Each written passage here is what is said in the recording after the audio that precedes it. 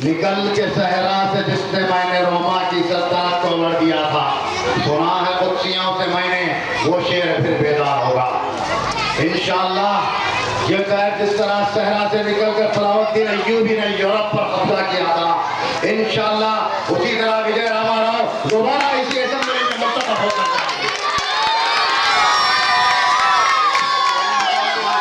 क्योंकि आप सब जानते हैं कि तेलुगु देशम पार्टी ने क्या नहीं किया।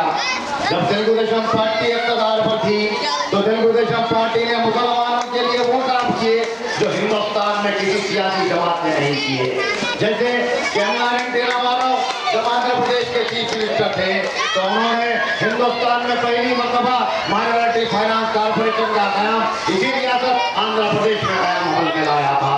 उसके बाद आपने देखा जब तेलुगु देशम पार्टी इक़्तिदार पर आई 1982 में एन.टी. रामाराव ने तेलुगु देशम पार्टी का कयाम किया। उसके बाद देखते ही देखते 9 महीने के अंदर वो इक़्तिदार पर आ गए। लेकिन इक़्तिदार पर आने से पहले आजादी के बाद से लेकर और कांग्रेस के इक़्तिदार तक हैदराबाद की हालत क्या थी। निजाम के दौर में हैदराबाद जैसा था उसी तरह 1983 में भी नहीं था। निजाम के दौर में हैदराबाद में फिरका वाराना हमागंदी थी, लेकिन जब कांग्रेस आई तो फिरका वाराना फसाद हो गए। जब निजामाबाद से कोई मेरा भाई हैदराबाद आता, महबूबनगर से कोई हैदराबाद आता, उसकी माँ उससे ये कहती बेटा शाम तक घर अपने डिस्ट्रिक्ट को आ जा, वरना हैदराबाद में फसाद होगा, शूटिंग होगी और मेरे बच्चे का मर्डर हो जाएगा। तो हैदराबाद को ऐसा कर दिया था कांग्रेस ने। लेकिन जैसे ही तेलुगु देशम इक़्तिदार में आई, हैदराबाद से फिरकापरस्ती का खात्मा हो गया। ये फिरकापरस्त हुकूमतों को, चाहे वो मजलिस हो, चाहे वो भारतीय जनता पार्टी हो, उन्हें जेल की कोठरी में भेजकर हैदराबाद में अमन कायम किया गया। ये तेलुगु देशम पार्टी का कारनामा। आज देखिए हैदराबाद में ब्रिजेस को देखिए, हैदराबाद के हाईटेक सिटी को देखिए, हैदराबाद की तरक्की को देखिए, हैदराबाद के नाम को अमेरिका में देखिए। ये सिर्फ और सिर्फ ये तेलुगु देशम पार्टी का कारनामा। क्योंकि और जलते हैं, मैं आपको जनाब विजय रामाराव साहब का तारुफ कराता चलो। विजय रामाराव साहब की ये हैदराबाद और हैदराबाद के लिए बहुत सी खिदमत हैं। ये वो सेकुलर कायद है। मुझे याद है जिस वक्त अपना एन.टी. रामाराव चीफ मिनिस्टर थे, ये जब वक्त वजीर थे आसिफ नगर के मस्जिद के मामले में, ये विजय रामाराव साहब थे जिन्होंने आसिफ नगर की मस्जिद के लिए पुलिस को इंस्ट्रक्शन देकर वो मस्जिद को तोड़ने से रोका। ये वो विजय रामाराव साहब थे।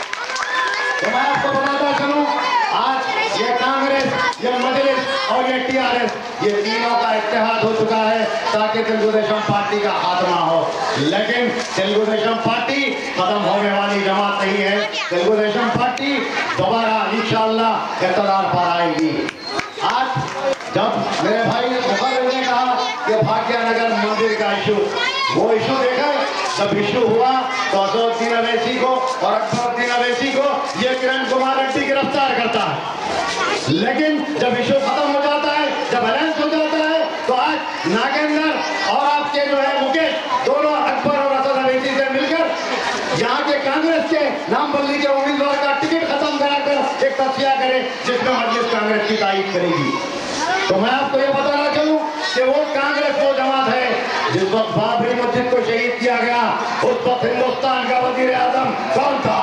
उस वक्त पीवी नरसिम्हा राव हिंदुस्तान का वजीर आजम था।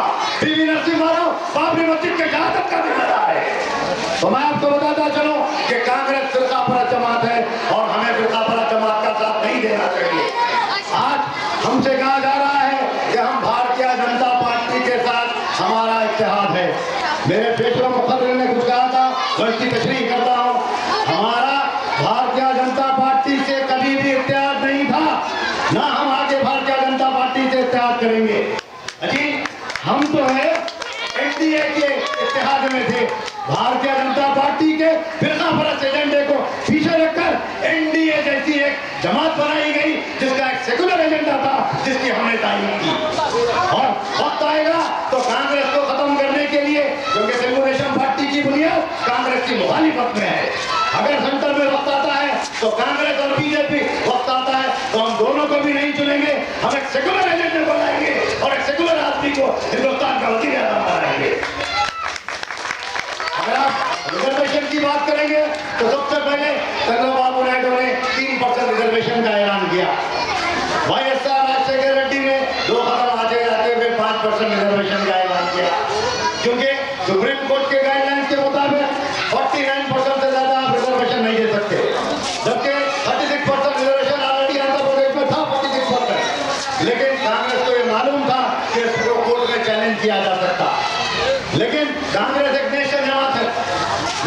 पूछता हूँ, आसाम में 36% मुसलमान रहते, आसाम में भी आज कांग्रेस की हुकूमत है, लेकिन ये कांग्रेस वहाँ रिजर्वेशन की बात नहीं करती। ये कांग्रेस सिर्फ चंद्रबाबू नायडू के खौफ से रिजर्वेशन की बात करती है। तो मेरे भाई आगे बहुत जलसे होंगे, लेकिन मैं आपसे फिर कहूंगा, ये नागेंद्र जो आसिफ नगर में रहता था, जो आसिफ नगर से तेलुगुदेशम पार्टी के टिकट पर जो है नागेंद्र वहां से जीता, और आज यहाँ पर नागेंद्र आपके सामने उम्मीदवार है। ये एक लैंड ग्राबर है, हजारों मुसलमानों के जमीनों पर कब्जा कर नागेंद्र आज अपनी इमारतें खड़ा करा है। ये शरीफ आदमी को जिताकर उन्हें टिकट देना चाहिए। अल्लाह हाफ़िज़।